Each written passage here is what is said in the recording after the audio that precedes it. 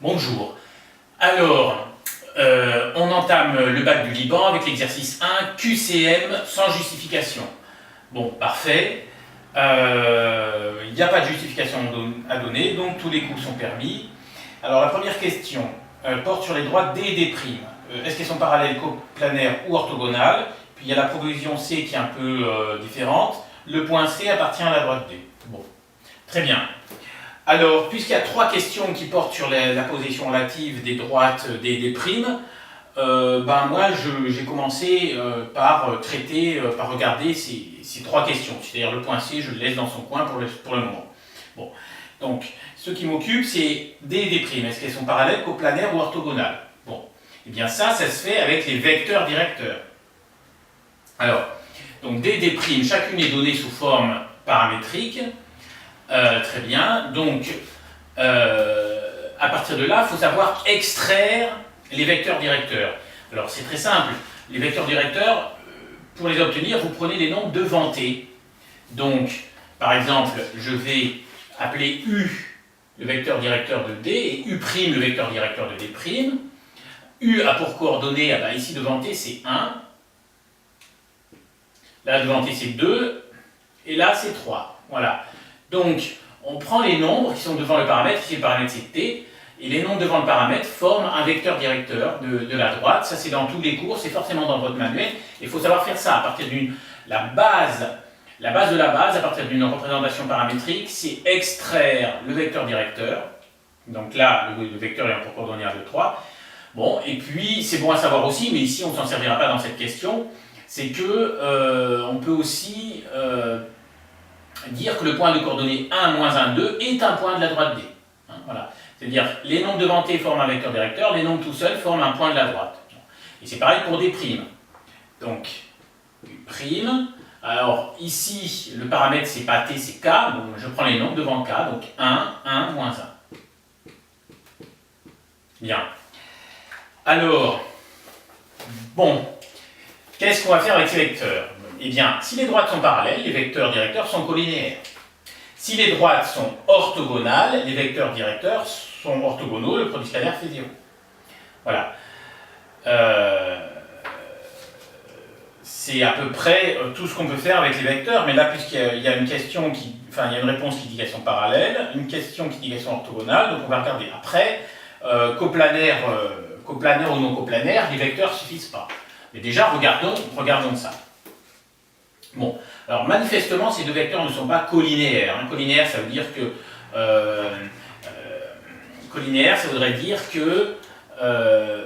U' égale K fois U.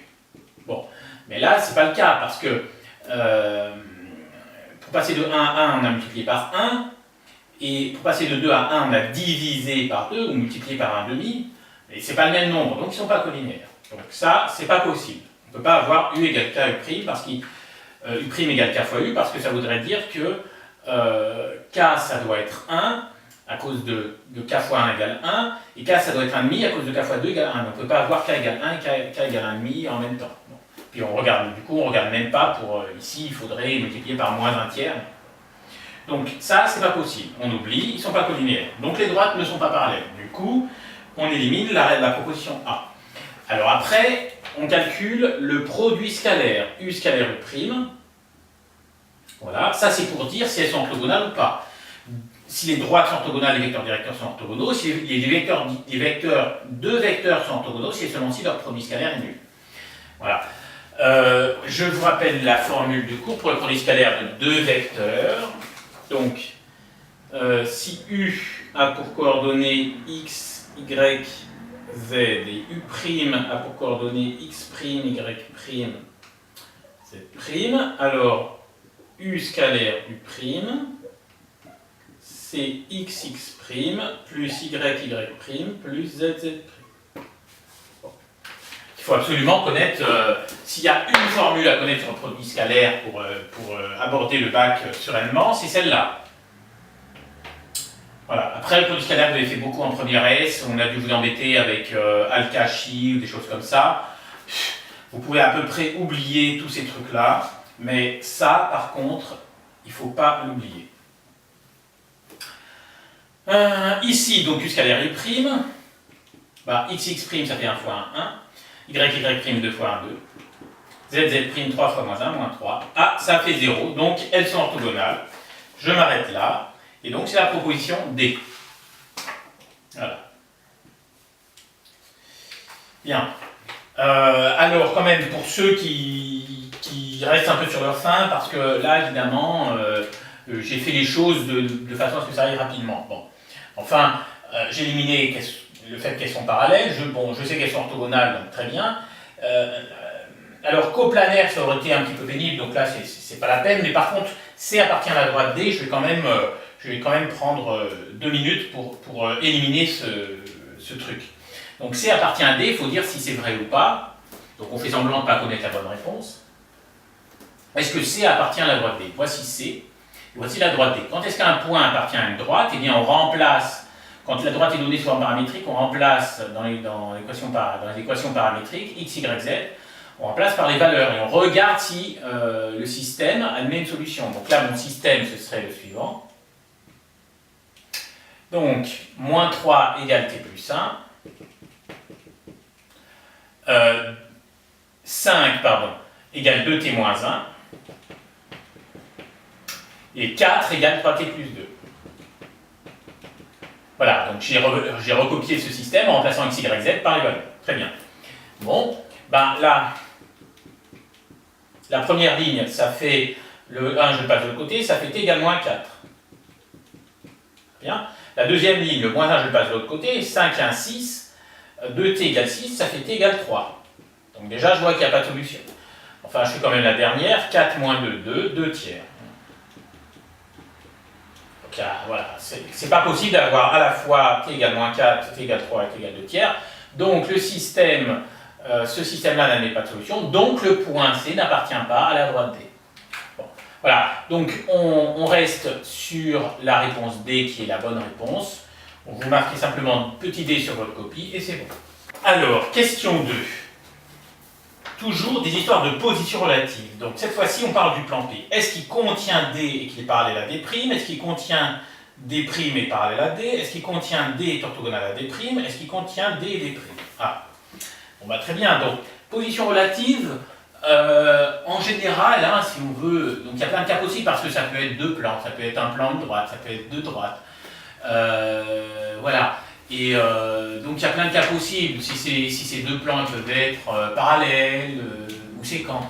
S'ils sont parallèles, ils peuvent être confondus ou strictement parallèles. Si c'est un plan et une droite, il peut être parallèle ou sécant. La droite, alors s'ils sont parallèles, c'est pareil, la droite peut être dans le plan ou strictement parallèle. Enfin, donc on n'en finit plus, mais en gros, si vous avez des positions relatives, d'abord on regarde les vecteurs et ensuite on prend des points, mais de préférence faites dans cet ordre-là, hein, parce que les vecteurs vous diront si c'est, en gros les vecteurs vous diront si c'est parallèle ou pas, et les points vous diront si c'est parallèle, si c'est strictement parallèle ou pas. Donc il vaut mieux d'abord poser la question est-ce que la droite est parallèle au plan, et si la réponse est oui, ben, est-ce qu'elle est parallèle strictement ou pas, plutôt que d'abord regarder s'il y a un point d'intersection et après regarder si c'est parallèle. Voilà. Donc, quel que soit le cas de figure, quand vous avez des positions relatives, faites dans l'ordre, préoccupez-vous dans l'ordre d'abord des vecteurs, ensuite des points. Voilà. Donc ça c'est une méthode générale. Voilà. Et donc là, je veux dire, ça n'a pas raté pour la question 1. La façon la plus rapide de la traiter, c'est de regarder les vecteurs, c'était suffisant pour avoir la bonne réponse. Pour la question 2, c'est exactement la même chose. Donc, on va faire les vecteurs. Alors, un plan P, il est donné sous forme cartésienne, donc ça veut dire que lui, on peut extraire son vecteur normal. Le vecteur normal, eh bien, on prend les nombres devant x, y, z, donc c'est 1, 1 et moins 1. Donc, je vous fais le petit rappel de cours là. Donc, en vert, c'est si P a pour équation AX plus BY plus CZ plus D égale 0, alors un vecteur normal, c'est vrai qu'il n'y en a pas qu'un, il y en a plusieurs. Hein, parce que vous prenez un plan comme ça, donc il a un vecteur normal qui serait qui serait là, mais il y a aussi le même, mais 10 fois plus long, et le même qui va dans l'autre sens. Donc voilà, ils sont tous collinaires entre eux, si vous voulez, mais il n'y en a pas qu'un. Donc, un vecteur normal, c'est le vecteur de coordonnées A, B, C. Donc ici, j'applique, évidemment, x plus y moins z, c'est 1 fois x plus 1 fois y moins 1 fois z, et donc je tombe là-dessus. Très bien. Donc j'ai mon vecteur normal pour le plan P. Et puis, j'ai déjà parlé du vecteur directeur de D. Donc je l'ai effacé malheureusement. C'est 1, 2, 3.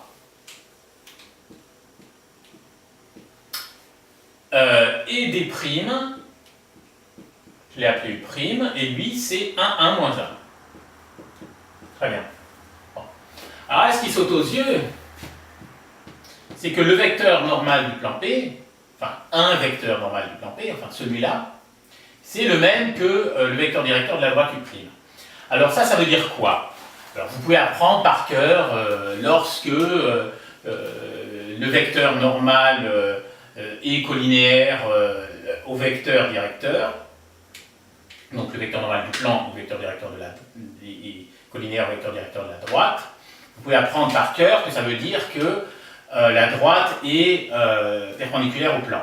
Et plutôt qu'apprendre tout ça par cœur, visualisez, vous avez un plan. Et le vecteur normal, il est comme ça. Et il est égal au vecteur directeur de la droite. On voit bien que le vecteur directeur de la droite, il est entre guillemets parallèle à la droite. Donc on voit bien que la droite, forcément, elle va être perpendiculaire au plan. Donc plutôt qu'apprendre tout ça par cœur, visualisez. Enfin, moi, c'est mon conseil. Très bien. Donc ici, le vecteur normal est égal au vecteur directeur, donc ça veut dire la droite des primes, elle est orthogonale au plan P. Donc vite, je regarde les réponses qu'on me propose. Le plan P, alors dans la proposition A, le plan P doit être parallèle à des primes. Non, puisqu'on a vu que des primes est orthogonale. Dans la proposition B, le plan P est parallèle à D.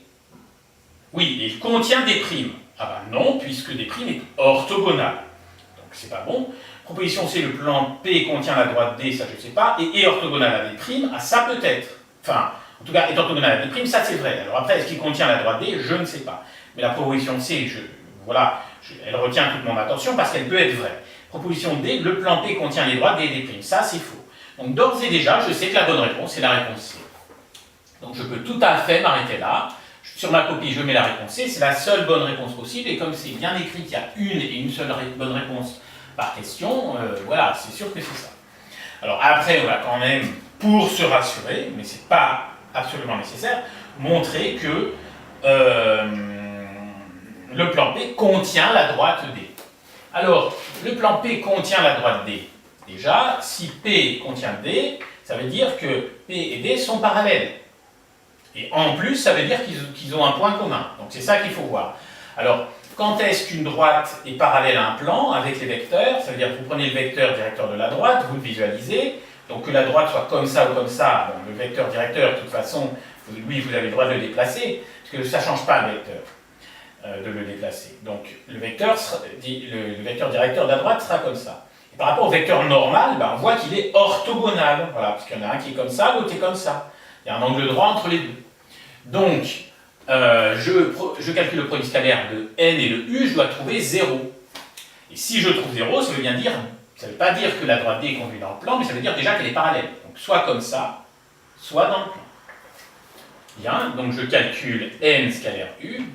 Il faut que je trouve 0, sinon il y a un problème d'énoncé. Donc, xx' plus y' plus zz', ça fait 1 fois 1, 1, 2 fois 1, 2, 3 fois moins 1, moins 3, ça fait bien 0, voilà. Et alors maintenant, si je veux, donc je sais que la droite D est parallèle au plan P, mais maintenant si je suis un petit peu maniaque, que je veux vraiment être rassuré, bien être sûr que la droite D est contenue dans le plan P, eh bien je prends un point de la droite D. Donc, un point de la droite D, c'est le point constitué des nombres tout seuls, 1, moins 1, 2. Donc je prends par exemple, je sais pas, je peux l'appeler M, 1, moins 1, 2. Je sais que lui, il appartient à D. Et ma foi, si la droite D est contenue dans le plan P, ça veut dire que lui, il est dans le plan P. Donc je remplace dans l'équation du plan P, x, y, z par 1, moins 1, 2. Donc du coup, ça fera moins 2 plus 2.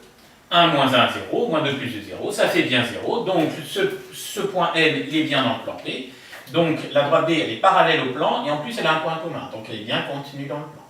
Donc je suis totalement rassuré. La réponse C est la bonne réponse. Voilà. Et alors encore une fois, hein, idée sur réflexe, d'abord les vecteurs, ensuite les points. On passe à la question 3. Alors cette fois-ci, on nous demande si les points ABC sont alignés, le triangle ABC rectangle en A, le triangle ABC équilatéral, le point D milieu du segment AB. Alors là, vous pouvez vous dire, si vraiment vous êtes pressé, il n'y a aucune raison de ne pas l'être, il y a deux questions qui portent sur ABC et deux autres qui portent sur, l'une sur ADC et l'autre sur DA et B. Bon, donc comme il y a deux questions qui portent sur les points A, B et C, on se focalise sur ces deux questions. Mais bon, évidemment, moi je connais la bonne réponse, c'est la C, donc je sais que effectivement c'est payant de faire comme ça, mais c'est souvent payant de faire comme ça, donc il ne faut pas se priver. Alors, le triangle ABC, est-ce qu'il est rectangle en A? Est-ce qu'il est équilatéral? Bon. Alors, on va regarder. Alors, ils sont sympathiques, rectangle, ce serait en A. Mais alors, du coup, ça veut dire que si c'est le cas, on a quelque chose comme ça. A, B, C. Ça veut dire que les vecteurs AB et AC sont orthogonaux. Donc, on calcule AB scalaire AC. Si on trouve 0, c'est bon. Si on ne trouve pas 0, c'est pas bon. Bien. Donc, on va calculer les coordonnées du vecteur AB et les coordonnées du vecteur AC. Je vous rappelle que coordonnées de AB, c'est coordonnées de B moins coordonnées de A. Donc, 3 moins 1, 2. 3 moins moins 1, 4. 8 moins 2, 6. Voilà. Et pour AC, A est ici, C est là. Moins 3 moins 1, moins 4. 5 moins moins 1, 6. 4 moins 2, 2. AB scalaire AC égale xx' plus yy' plus zz'. Xx', 2 fois moins 4, moins 8. Yy', 4 fois 6, 24. Zz', 6 fois 2, 12. Ça, on voit tout de suite que ça ne fait pas 0, hein, c'est positif, hein, parce que 24 et 12, c'est beaucoup plus grand que 8. Donc, du coup, le triangle ABC rectangle en A, pas du tout. Alors ensuite, est-il équilatéral? Calculons AB et les longueurs AB, AC et BC. Donc AB, alors AB, c'est la norme du vecteur AB. D'accord? Et si U a un petit point de cours, si U admet pour coordonnées x, y, z, la norme de U, c'est-à-dire sa longueur, c'est racine de x2 plus y2 plus z2. Voilà. Du coup, pour calculer AB, ça fait racine de ça au carré plus ça au carré plus ça au carré. Voilà. Peut-être que vous connaissez la formule pour la distance AB.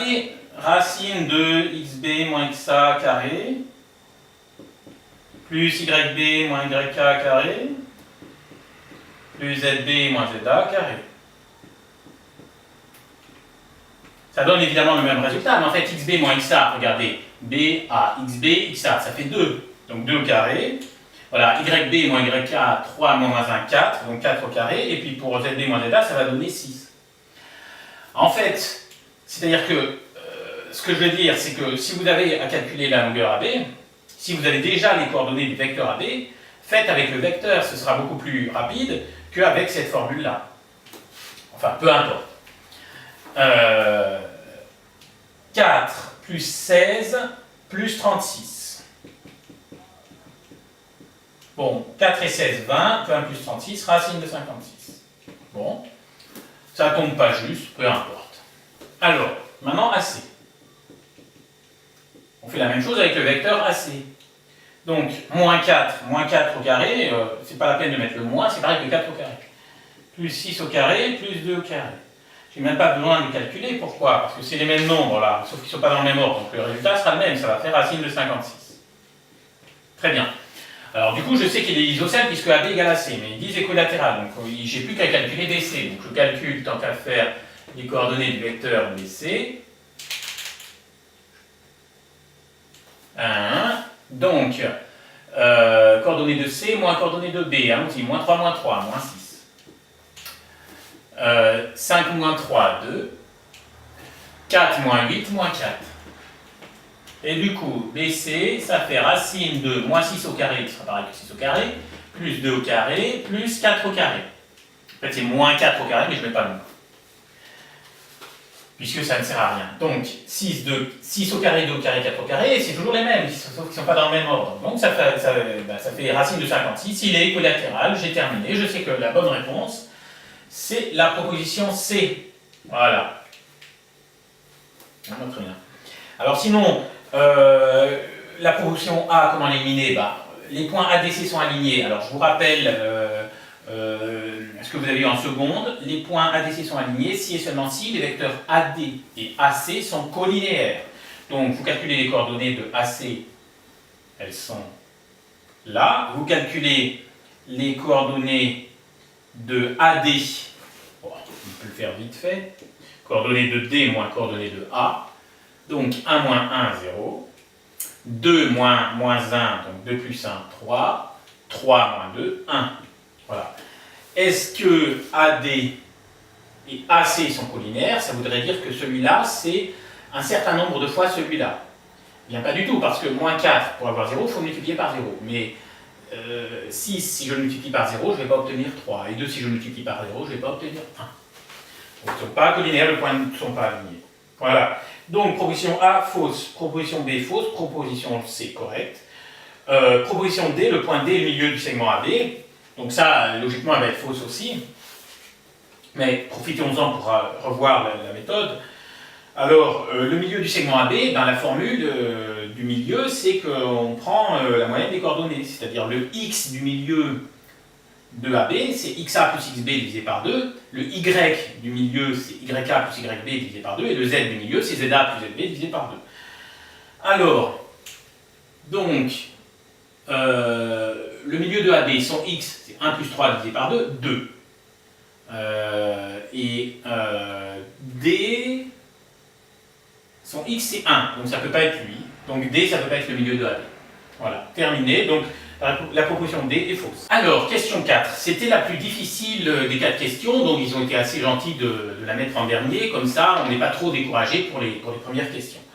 Bien, alors on note P', le plan contenant D' et le point A. Et il demande un vecteur normal à ce plan. Ah, alors là aussi, si on veut réussir, il faut visualiser, parce que là sinon on est un peu foutu. Donc on a la droite D', on a un point A. Bon, on espère que le point A n'est pas sur la droite, parce que sinon, ça ne définit pas un plan si le point est sur la droite, mais ce n'est pas le cas. Voilà.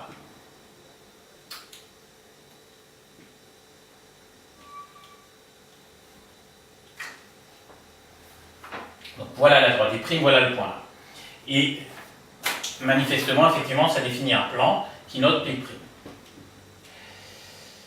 Et ils veulent un vecteur normal à ce plan. Ah, donc vous imaginez que ce vecteur-là, donc là on a un plan, et le vecteur normal, il est orthogonal à tout le plan. Bon. Eh bien, comment le trouver? Bon. Eh bien déjà, D', on a un vecteur directeur U'.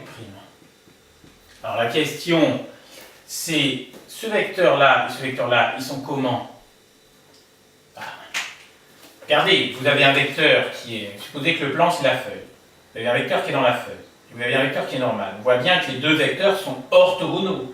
Et donc leur produit scalaire doit faire 0. Donc déjà, on sait que n scalaire u doit faire 0. Après, on voit bien que ce n'est pas suffisant. Parce que si n scalaire u, c'est pas suffisant pour trouver le vecteur n. Parce que, si j'ai un vecteur, mettons que u il soit parallèle au bord là. Le vecteur normal il est comme ça. Alors il est orthogonal, très bien celui-ci convient, mais si je le prends comme ça, il va être orthogonal à U'. Mais pour autant il ne sera pas normal au plan. Donc le fait que n soit orthogonal à U' suffit pas pour qu'il soit normal au plan. Donc il faut prendre autre chose. Et là on se dit en fait, quand est-ce qu'un vecteur est normal à un plan? Un vecteur est normal à un plan lorsqu'il est orthogonal à deux vecteurs non collinéaires du plan. Voilà, ça normalement c'est dans les cours de géométrie dans l'espace. Voilà. Donc votre vecteur normal, il doit être orthogonal à U', mais il doit être orthogonal à un autre vecteur aussi du plan B'. Donc du coup, on va être obligé de faire intervenir un autre vecteur qui ne soit pas collinaire. Donc c'est pas la peine de prendre un autre vecteur qui soit comme ça ou comme ça. Et donc c'est là que le point A va nous servir. On va prendre un point sur B',